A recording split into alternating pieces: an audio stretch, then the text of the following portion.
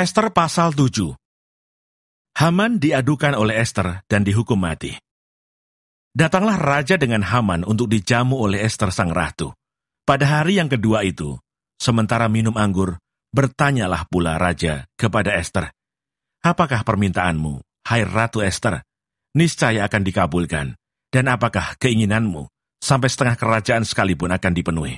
Maka jawab Ester sang ratu, "Ya raja, jikalau hamba mendapat kasih raja, dan jikalau baik pada pemandangan raja, karuniakanlah kiranya kepada hamba nyawa hamba atas permintaan hamba, dan bangsa hamba atas keinginan hamba.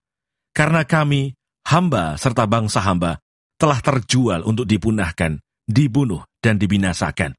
Jikalau seandainya kami hanya dijual sebagai budak laki-laki dan perempuan, niscaya hamba akan berdiam diri. Tetapi malapetaka ini tiada taranya di antara bencana yang menimpa raja."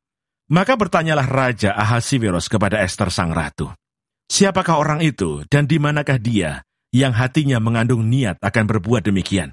Lalu jawab Ester, "Penganiaya dan musuh itu ialah Haman, orang jahat ini."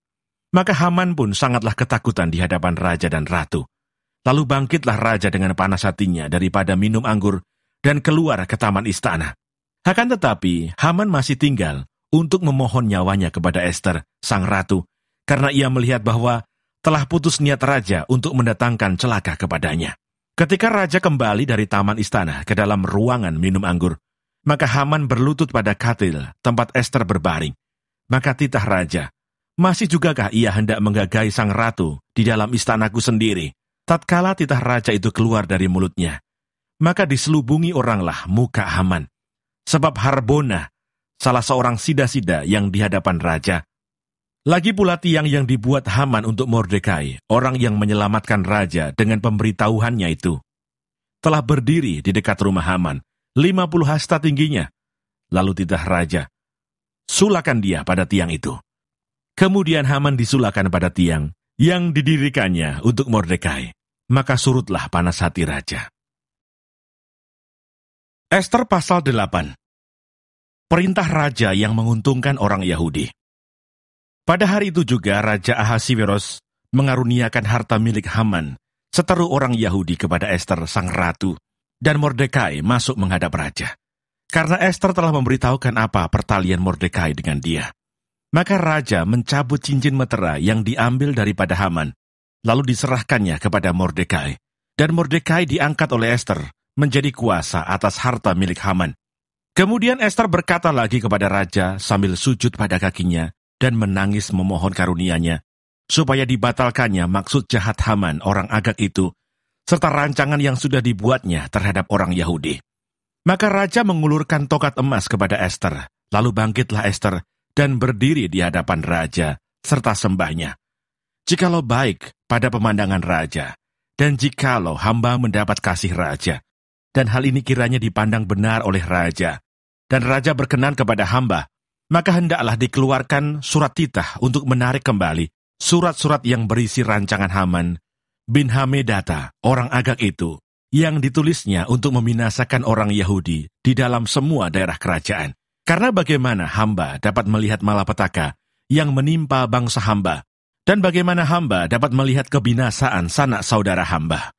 Maka jawab Raja Ahasiweros kepada Ester sang ratu, serta kepada Mordekai orang Yahudi itu, "Harta milik Haman telah kukaruniakan kepada Ester, dan Haman sendiri telah disulakan pada tiang karena ia sudah mengacungkan tangannya kepada orang Yahudi.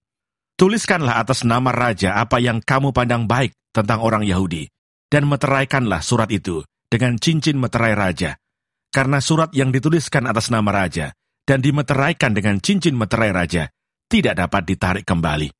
Pada waktu itu juga dipanggillah para panitera raja dalam bulan yang ketiga, yakni bulan Siwan, pada tanggal 23, dan sesuai dengan segala yang diperintahkan Mordekai, ditulislah surat kepada orang Yahudi, dan kepada para wakil pemerintah, para bupati, dan para pembesar daerah, dari India sampai ke Ethiopia, 127 daerah, kepada tiap-tiap daerah menurut tulisannya, dan kepada tiap-tiap bangsa menurut bahasanya, dan juga kepada orang Yahudi menurut tulisan dan bahasanya.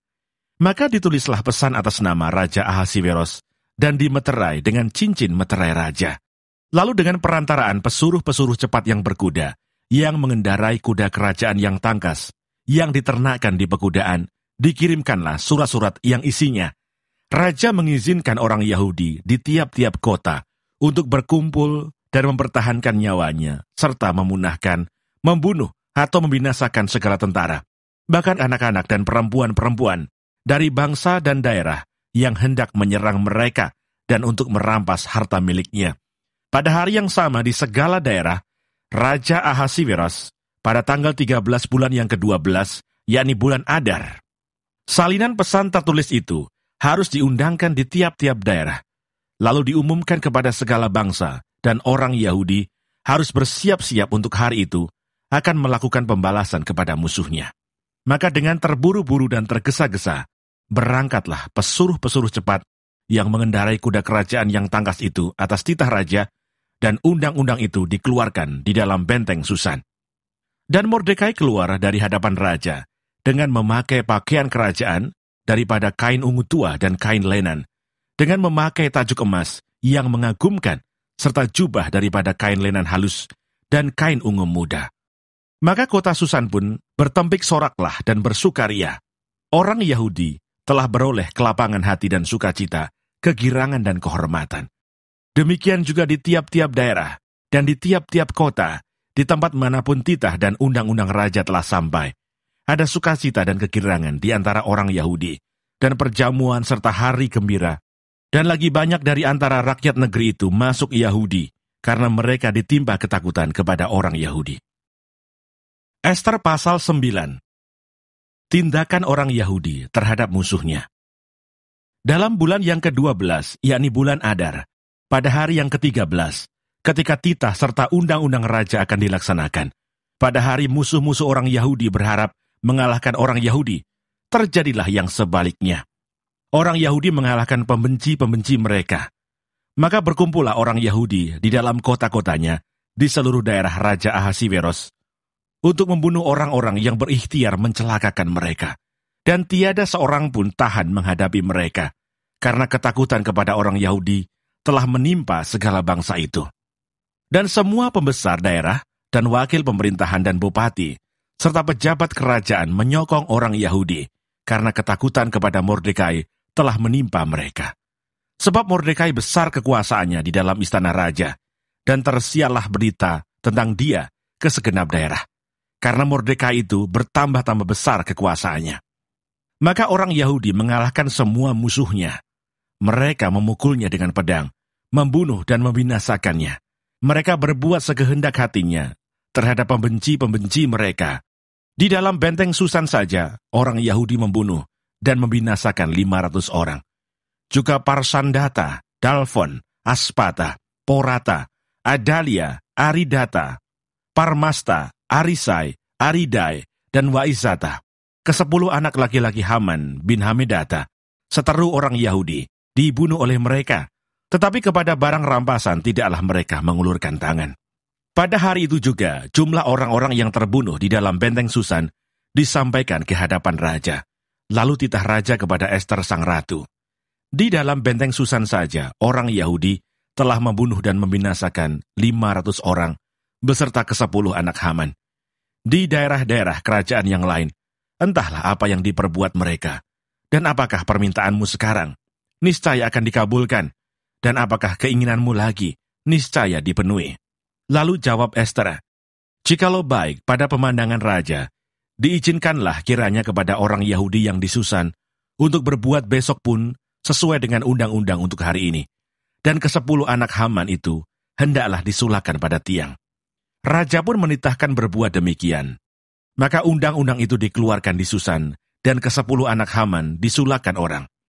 Jadi berkumpullah orang Yahudi yang di Susan pada hari yang ke-14 bulan Adar juga, dan dibunuhnyalah di Susan 300 orang. Tetapi kepada barang rampasan, tidaklah mereka mengulurkan tangan. Orang Yahudi yang lain yang ada di dalam daerah kerajaan berkumpul dan mempertahankan nyawanya, serta mendapat keamanan terhadap musuhnya. Mereka membunuh 75.000 orang di antara pembenci-pembenci mereka. Tetapi kepada barang rampasan tidaklah mereka mengulurkan tangan. Hal itu terjadi pada hari yang ke-13 dalam bulan Adar, pada hari yang ke-14, berhentilah mereka, dan hari itu dijadikan mereka hari perjamuan dan sukacita. Akan tetapi orang Yahudi yang di Susan berkumpul, baik pada hari yang ke-13, baik pada hari yang ke-14 dalam bulan itu. Lalu berhentilah mereka pada hari yang ke-15, dan hari itu dijadikan mereka hari perjamuan dan sukacita. Oleh sebab itu orang Yahudi yang di pedusunan, yakni yang diam di perkampungan, merayakan hari yang ke-14 bulan Adar itu sebagai hari sukacita dan hari perjamuan, dan sebagai hari gembira untuk mengantar makanan. Penetapan Hari Raya Purim. Maka Mordekai menuliskan peristiwa itu, lalu mengirimkan surat-surat kepada semua orang Yahudi di seluruh daerah Raja Ahasiweros, baik yang dekat, baik yang jauh, untuk mewajibkan mereka supaya tiap-tiap tahun merayakan hari yang ke-14 dan yang ke-15 bulan Adar, karena pada hari-hari itulah orang Yahudi mendapat keamanan terhadap musuhnya, dan dalam bulan itulah duka cita mereka berubah menjadi sukacita, dan hari perkabungan menjadi hari gembira, dan supaya menjadikan hari-hari itu hari perjamuan dan sukacita, dan hari untuk mengantar makanan, dan untuk bersedekah kepada orang-orang miskin. Maka orang Yahudi menerima sebagai ketetapan apa yang sudah dimulai mereka melakukannya, dan apa yang ditulis Mordekai kepada mereka. Sesungguhnya Haman bin Hamedata, orang Agag, seteru semua orang Yahudi itu, telah merancangkan hendak membinasakan orang Yahudi, dan dia pun telah membuang pur, yakni undi, untuk menghancurkan dan membinasakan mereka.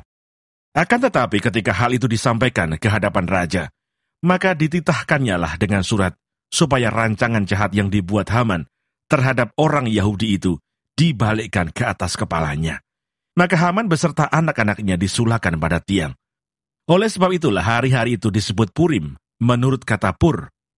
Oleh sebab itu jugalah, yakni karena seluruh isi surat itu dan karena apa yang dilihat mereka mengenai hal itu dan apa yang dialami mereka, orang Yahudi menerima sebagai kewajiban dan sebagai ketetapan bagi dirinya sendiri dan keturunannya dan bagi sekalian orang yang akan bergabung dengan mereka, bahwa mereka tidak akan melampaui merayakan kedua hari itu tiap-tiap tahun, menurut yang dituliskan tentang itu dan pada waktu yang ditentukan.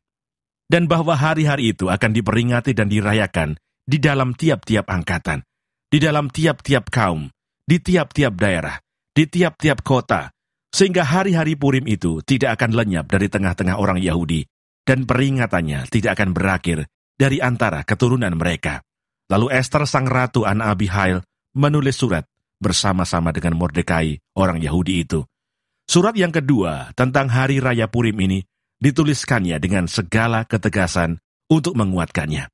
Lalu dikirimkanlah surat-surat kepada 27 daerah kerajaan Ahasiweros dengan kata-kata salam dan setia, supaya hari-hari Purim itu dirayakan pada waktu yang ditentukan, seperti yang diwajibkan kepada mereka oleh Mordekai, orang Yahudi itu, dan oleh Ester sang ratu, dan seperti yang diwajibkan mereka kepada dirinya sendiri, serta keturunan mereka, mengenai hal berpuasa dan meratap-ratap. Demikianlah perintah Ester menetapkan perihal Purim itu, kemudian dituliskan di dalam kitab. Ester pasal 10. Kebesaran Mordekai. Maka Raja Ahasiweros mengenakan upeti atas negeri dan daerah-daerah pesisir juga.